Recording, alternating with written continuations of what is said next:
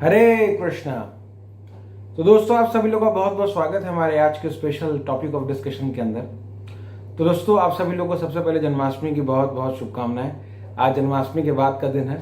आज के दिन को हम नंद उत्सव कहते हैं, बिकॉज आज के दिन जो नंद बाबा जो थे उनके घर में काफ़ी उत्सव हुआ, काफ़ी ब्रजवासी आके धूमधाम से आज का दिन सेलिब्रेट करते हैं। इसके साथ ही आज का दिन एक और दृष्टि से बहुत इंपॉर्टेंट है, बिकॉज आज के दिन जो है शिला प्रभुपाद जी का आज अपीयरेंस डे है।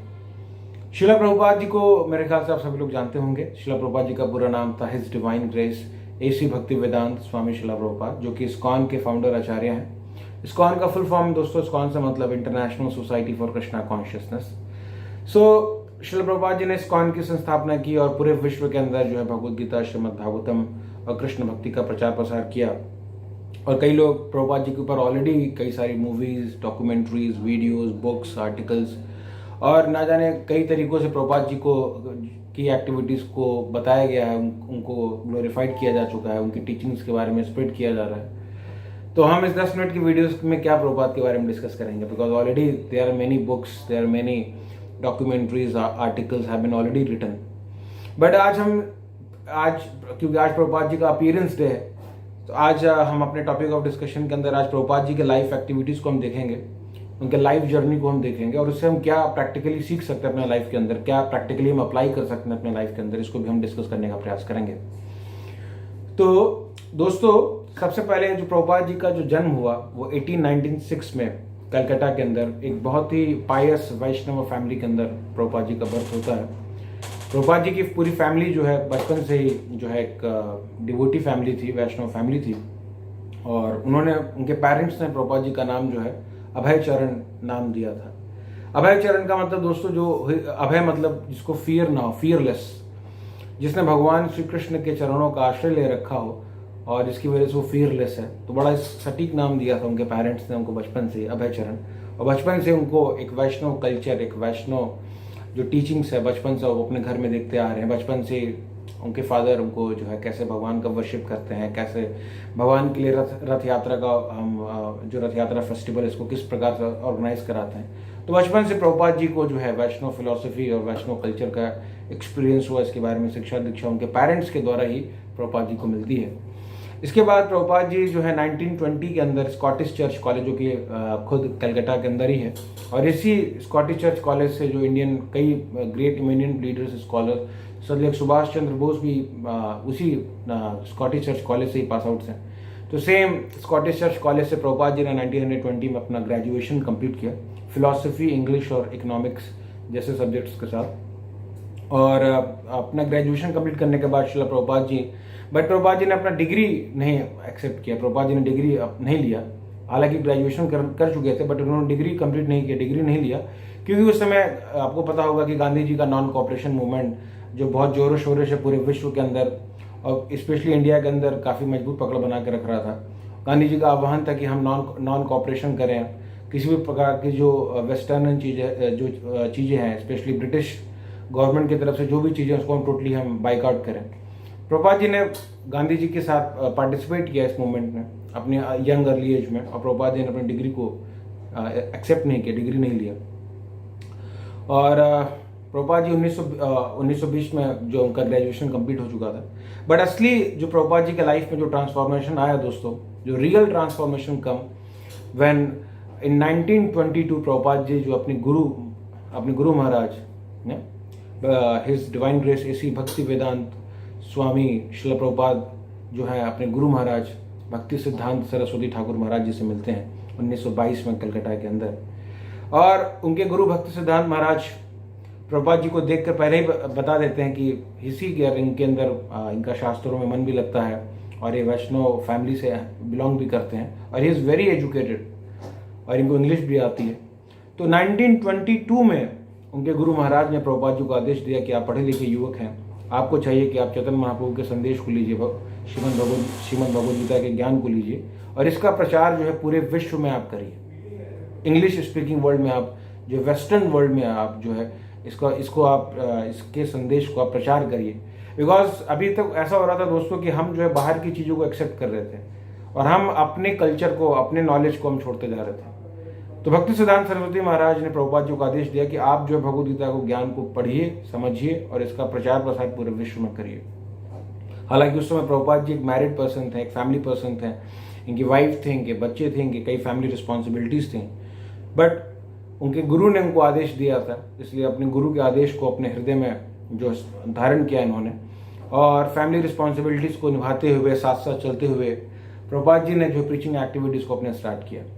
और प्रभुपाद जी ने अपनी एक भगवद गीता के ऊपर कमेंट्री लिखना स्टार्ट किया और 1944 में प्रभुपाद जी ने बैक टू गॉडहेड नामक एक मैगजीन, जो कि एक वैष्णव फिलॉसफी की एक मैगजीन थी, उसमें प्रभुपाद जी ने उस मैगजीन को लिखना स्टार्ट किया, उसमें कई आर्टिकल्स को लिखना स्टार्ट किया और वैष्णव फिलॉसफी के पर्सपेक्टिव से चीज़ों को लिखना स्टार्ट किया, उसके सॉल्यूशंस को प्रभुपाद जी ने बताना शुरू किया। और आज भी दोस्तों आपको जानकर आश्चर्य होगा कि आज भी प्रभुपाद जी के जितने शिष्य हैं, उनके फॉलोअर्स हैं, आज भी इस बैक टू गॉडहेड मैगजीन्स को हम लोग प्रिंट करते हैं, उसको डिस्ट्रीब्यूट करते हैं। इसके साथ साथ दोस्तों 1944 में back to Godhead magazine start करने के साथ जब प्रभुपाद जी ने कई स्कॉलर प्रेजेंटेशन को देख के, उनके वैदिक स्क्रिप्चर के नॉलेज को देख के, जो गौड़ीय वैष्णव संप्रदाय है उसने प्रभुपाद जी को भक्ति वेदांत की उपाधि से सम्मानित किया 1947 के अंदर। तो प्रभुपाद जी अपनी फैमिली रिस्पॉन्सिबिलिटीज को कर रहे थे, उनकी खुद की एक फार्मेसी कंपनी भी थी छोटी सी, उसके साथ साथ प्रभुपाद जी प्रीचिंग भी कर रहे थे और सब चीज़ों को मैनेज करते हुए, फैमिली रिस्पॉन्सिबिलिटीज को कंप्लीट करते हुए जब एक सर्टेन लेवल पे फैमिली सेटल हो गई, प्रभुपाद जी ने 1954 में जो है मास प्रीचिंग करने के लिए, ज़्यादा डेडिकेटेड समय निकालने के लिए, शास्त्रों का अध्ययन करने के लिए, गुरु के आदेश को सिंसियरली एग्जीक्यूट करने के लिए 1954 में प्रभुपाद जी ने वानप्रस्थ आश्रम को एक्सेप्ट किया। मतलब उन्होंने घर को छोड़ा और वो बाहर निकल के आए और डेडिकेटेड होकर प्रीचिंग करने लगे। इस बीच में प्रभुपाद जी ने इंडिया में किसी वैरायटीज कई प्रकार से स्ट्रगल किया प्रभुपाद जी ने 1954 के बाद, जब उन्होंने वानप्रस्थ आश्रम लिया। अलग अलग तरीके से उन्होंने चाहा कि किसी प्रकार से भगवद गीता का प्रचार प्रसार हो, बट उस समय इंडिया का माहौल बदल रहा था, हम इंडिपेंडेंट हो चुके थे और लोगों के मन में धारणा थी कि ये जो वैदिक कल्चर है, वैदिक नॉलेज, इससे ज़्यादा कुछ फ़ायदा होने वाला नहीं है, हमें वेस्ट की चीज़ों को एक्सेप्ट करना होगा, हमें रैपिड एडवांसमेंट को करना होगा, क्योंकि हम इंडियंस को उस समय इन्फीरियरिटी कॉम्प्लेक्स आ गया, हमें हो चुका था, हमें अपने कल्चर पर विश्वास नहीं था। तो फिर भी प्रभुपाद जी ने बहुत स्ट्रगल किया और प्रभुपाद जी ने जो झांसी के अंदर लीग ऑफ डिवोटीज की स्थापना की। लीग ऑफ डिवोटीज का पर्पज ये था कि एक ऑर्गेनाइजेशन हो जिसके थ्रू पूरे विश्व के अंदर जो है भगवद गीता, श्रीमद् भागवतम और वैदिक कल्चर का प्रचार प्रसार हो। बट समहाउ वो प्लान, वो स्ट्रक्चर, वो लीग ऑफ डिवोटीज एग्जीक्यूट नहीं हो पाया और कुछ समय बाद उसे बंद करना पड़ा। फिर भी प्रभुपाद जी ने हार नहीं माना, अलग अलग तरीके से। कभी प्रभुपाद जी बिरला मंदिर, जो आपको पता होगा दिल्ली में बिरला मंदिर है, तो बिरला मंदिर के ट्रस्टी के साथ मिलकर प्रभुपाद जी ने प्रयास किया और प्रभुपाद जी जो है बॉम्बे में भी जाके भगवद गीता की टीचिंग्स को प्रेजेंट करने के लिए उन्होंने प्रयास किया। अलग अलग डिफरेंट प्लेटफॉर्म्स पे प्रभुपाद जी ने हार नहीं माना, अलग अलग तरीके से प्रभुपाद जी प्रयास करते रहे। फिर 1959 में प्रभुपाद जी ने संन्यास आश्रम को एक्सेप्ट किया। संन्यास आश्रम को एक्सेप्ट करने के बाद प्रभुपाद जी वृंदावन में रहने लगे। वृंदावन में रहने के साथ साथ प्रभुपाद जी जो है श्रीमद् भगवद गीता, श्रीमद् भागवतम को ट्रांसलेट करने लगे, बिकॉज श्रीमद् भगवद गीता, भागवतम जो है अभी तक संस्कृत लैंग्वेज में अवेलेबल थी हमारे पास, बट प्रभुपाद जी जो है उसको संस्कृत टू इंग्लिश जो है उसको ट्रांसक्राइब करने लगे, ताकि वो अपने स्पिरिचुअल मास्टर, अपने गुरु के जो आदेश हैं कि आप जो भगवद गीता का जो ज्ञान है, वैदिक कल्चर का जो ज्ञान है, इसको पूरे विश्व में प्रचार प्रसारित करिए, इसको पूरा कर पाए। इसके लिए प्रभुपाद जी दिन रात हार्ड वर्क करने लगे। कई रात तक प्रभुपाद जी जो है पुस्तकों को पढ़ते थे, शास्त्रों को पढ़ते थे, इनको ट्रांसक्राइब करते थे, दिल्ली लेके आते थे, दिल्ली में इसको प्रिंट कराते थे और खुद डिस्ट्रीब्यूट भी करते थे। It was one man army संन्यास लेने के बाद 1959 में। और इस तरीके से प्रयास करते 1965 का जब समय आता है दोस्तों, तब प्रभुपाद जी को मौका मिलता है कि प्रभुपाद जी जो है वेस्ट जाएं, वेस्ट जाकर वहाँ पर पाश्चात्य जगत में जाकर अपने गुरु के आदेश का पालन कर सकें। और इसके लिए दोस्तों वो जो अर्ली 60s का समय था, उस समय जैसे हमने डिस्कस किया कि इंडियंस में हम भारतीयों के अंदर इन्फीरियरिटी कॉम्प्लेक्स आ गया था, हमें अपने कल्चर पर विश्वास नहीं था, हमें अपने वैदिक शास्त्र पर विश्वास नहीं था। इसीलिए प्रभुपाद जी ने सबसे पहले यूनाइटेड स्टेट्स को चुना। यूनाइटेड स्टेट्स जो है उस समय जो गढ़ माना जाता था एक तरीके से मटेरियलिज्म का और एथिज्म का, वहाँ वहीं से सारी चीज़ें पूरे विश्व में कॉपी की जाती थी। इवन इंडियंस का भी सपना होता था कि हम एक दिन हमें अमेरिका जाना है, अमेरिकन कल्चर को अडॉप्ट करना है। तो प्रभुपाद जी ने यूनाइटेड स्टेट्स को चूज़ किया और उसके अंदर भी न्यूयॉर्क सिटी, जो कि सबसे बेस्ट सिटी थी, न्यूयॉर्क सिटी को चूज़ किया कि I will choose the toughest battle, कि जहाँ पर मैं जाऊँगा और अपनी प्रीचिंग एक्टिविटीज़ को करूँगा, वहीं टफ ऑडियंस को जाकर प्रभुपाद जी ने अपना प्रचार करने का निश्चय किया।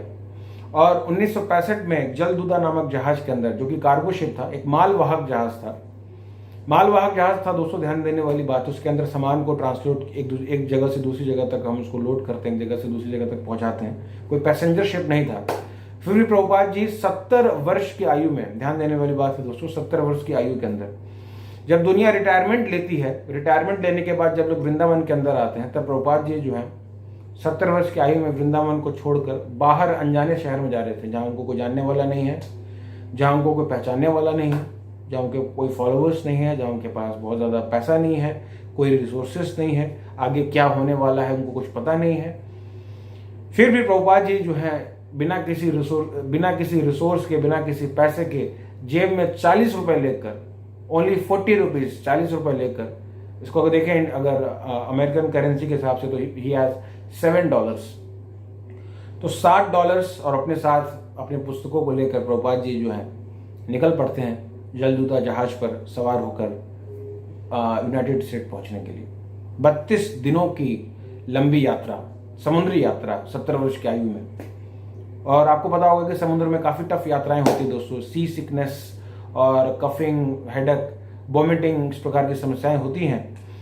प्रभुपाद जी को इस समस्याओं से गुजरना पड़ा, बट इसके साथ साथ प्रभुपाद जी को back to back 2 heart attacks, 2 बार उनको हार्ट अटैक आया, उनको जलदूता जो जहाज था उसके अंदर। इन समस्याओं से झेलते हुए, इनको स्ट्रगल करते हुए प्रभुपाद जी बिना किसी अपना हिम्मत को, अपने आप को भगवान श्री कृष्ण पर डिपेंडेंट करके, भगवान श्री कृष्ण के नाम का सहारा लेकर प्रभुपाद जी जो है 70 वर्ष की आयु में यूनाइटेड स्टेट्स में पहुंचते हैं, न्यूयॉर्क सिटी के अंदर। वहाँ पर हालांकि वहाँ पर पहुँचने के बाद इतना आसान नहीं था प्रभुपाद जी के लिए प्रीचिंग कर पाना, बिकॉज अननोन ऑडियंस था, अननोन कल्चर था। सबसे पहली बात, एक इंडियन स्वामी के लिए जो कि 70 वर्ष का आदमी और सन्यासी हो, वो अगर वो न्यूयॉर्क सिटी के अंदर जाके देखता है, वहाँ का अलग कल्चर, वहाँ का अलग क्लाइमेक्स, वहाँ पर अलग तरीके के लोगों का नज़रिया, उसके बीच में जाकर प्रभुपाद जी ने किस प्रकार से बहुत स्ट्रगल किया प्रभुपाद जी ने। ये बहुत कहना आसान है दोस्तों, बट इसके बारे में अगर आप पढ़ेंगे तो आपको समझ में आएगा कि व्हाट प्रभुपाद हैज डन। इसके लिए आपको there is many books, for example हम शिला प्रभुपाद लीलामृत के बारे में अगर आपने सुना होगा, अगर नहीं भी सुना तो आप लीलामृत सर्च कर सकते हैं, प्रभुपाद लीलामृत, जिसमें वो डिटेल तरीके से प्रभुपाद की जर्नी के बारे में दिया है। ये तो 10 मिनट का वीडियो है, इसलिए हम हर डिटेल को नहीं टच कर सकते हैं, बट प्रभुपाद ने बहुत ज़्यादा स्ट्रगल किया दोस्तों न्यूयॉर्क सिटी पहुंचने के बाद। और अपने घनघोर स्ट्रगल से प्रभुपाद जी जो है यूथ को अट्रैक्ट करते थे, ऐसे यूथ जिन्होंने लाइफ को छोड़ दिया था, लाइफ में पर्पस लेस थे, उनके पास कोई ठिकाना नहीं था, हिपीज जिनको कहते थे, जो नशा करते थे, सड़क पर लेटे रहते थे, ड्रग्स लेते थे, उन यूथ्स का लाइफ ट्रांसफॉर्म करना, जो सबसे टफेस्ट ऑडियंस थे, जिन्होंने सारे कल्चर को रिजेक्ट कर दिया था, उन ऑडियंस को, उस यूथ को प्रभुपाद ने अट्रैक्ट किया, भगवद गीता का नॉलेज दिया, उनको हरिनाम कराया, उनको चैंटिंग कराया, उनको संकीर्तन कराया, और धीरे धीरे ग्रेजुअली उनका हृदय ट्रांसफॉर्म होने लगा दोस्तों। तो उनकी मदद से प्रभुपाद जी ने 1966 के अंदर इस्कॉन संस्थापना को ऑथोराइज तरीके से प्रभुपाद जी ने इसको रजिस्टर किया न्यूयॉर्क सिटी के अंदर। और 1966 से प्रभुपाद जी ने अपनी प्रीचिंग एक्टिविटीज़ को, इस्कॉन संस्था को ऑथोराइज को एक तरीके से रजिस्टर करने के बाद अपने मास प्रीचिंग एक्सपेंशन को स्टार्ट किया। प्रभुपाद जी हमारे साथ 1977 तक इस संसार में प्रभुपाद जी 1977 तक फिजिकली प्रेजेंट थे। तो 1966 और 1977 के बीच का जो समय है, करीब 10-12 साल का जो समय है दोस्तों, 1966 में प्रभुपाद जी के पास 40 रुपए थे और उनके पास कोई फॉलोअर्स नहीं थे, उनके पास कोई बुक्स नहीं थी, उनके पास कोई ऑर्गेनाइजेशन नहीं था, ही वॉज टोटली अलोन।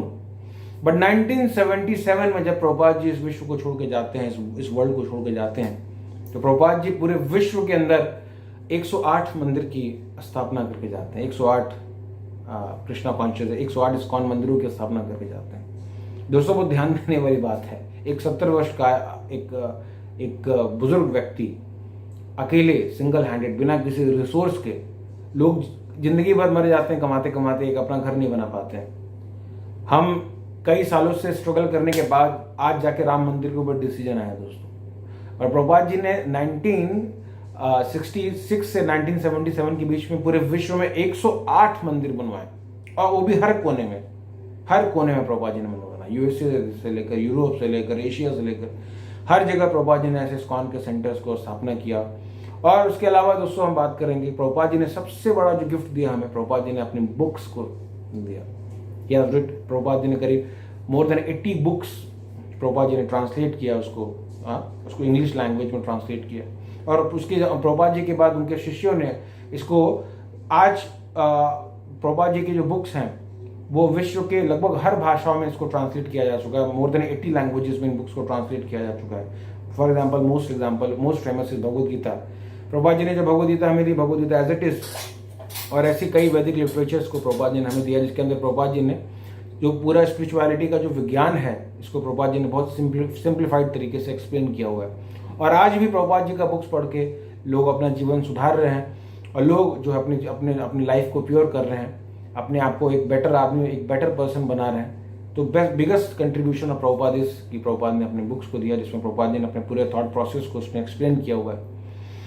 इसके साथ साथ प्रभुपाद जी ने पूरी दुनिया में अगर हम बात करें तो पूरी दुनिया का प्रभुपाद जी ने 14 से 15 बार भ्रमण किया, अलग अलग जगह पे घूम घूम के दिन रात प्रभुपाद जी जो है प्रचार करके लोगों से मिल के लोगों के जीवन को बदल रहे थे, लोगों के हृदय को बदल रहे थे। पूरे विश्व का 15 बार के करीब प्रभुपाद जी ने पूरा परिक्रमा किया। हर जगह पे प्रभुपाद जी के सेंटर से, हर जगह प्रभुपाद जी जाके लोगों से मिलते थे, उनको प्रचार करते थे। अलग अलग कल्चर के लोग, अलग अलग देश के लोग, अलग अलग वैरायटी के लोग, उनको प्रभुपाद जी मिलकर उनको भगवद गीता का ज्ञान देते थे। और इसके साथ साथ देखें तो 1400 से ज़्यादा डिस्कोर्सेस प्रभुपाद जी ने लेक्चर्स दिए, लोगों से मिले, मीटिंग्स किए, सेमिनार्स दिए भगवद गीता के ऊपर, क्लासेस दिए भगवद गीता ने, 1400 से ज़्यादा प्रभुपाद जी ने। और दुनिया के करीब 100 से ज़्यादा जो major big cities of world, अगर हम बात करें दुनिया की सबसे बड़ी 100 शहरों के अंदर प्रभुपाद जी ने इंडियन कल्चर के जो फेस्टिवल है, फॉर एग्जांपल रथ यात्रा फेस्टिवल, इन फेस्टिवल को प्रभुपाद जी ने, फॉर एग्जांपल रामनवमी, जन्माष्टमी, इन फेस्टिवल्स को मनाना शुरू किया, उनको एक्सेप्ट किया। और आज प्रभुपाद जी की कृपा से जो इंडियन कल्चर है कि जो बड़े बड़े फेस्टिवल हैं, वैदिक festival, for example Janmashtami, Ramnavami, Gaur Purnima, Rath Yatra, महामहोत्सव, ये सारे फेस्टिवल दोस्तों आज दुनिया के हर कोने में हो रहा है। तो ये प्रभुपाद जी का कंट्रीब्यूशन है।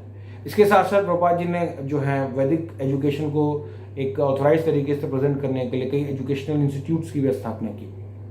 फॉर एग्जांपल प्रभुपाद जी ने जो है कई गुरुकुल का कंसेप्ट दिया, प्रभुपाद जी ने न्यू वृंदावन सिटी प्रभुपाद जी ने एस्टैब्लिश किया। इसके अलावा प्रभुपाद जी ने वैदिक स्क्रिप्चर्स को ऑथोराइज करने के लिए बीबीटी, एक भक्ति वेदांत बुक ट्रस्ट की भी स्थापना की।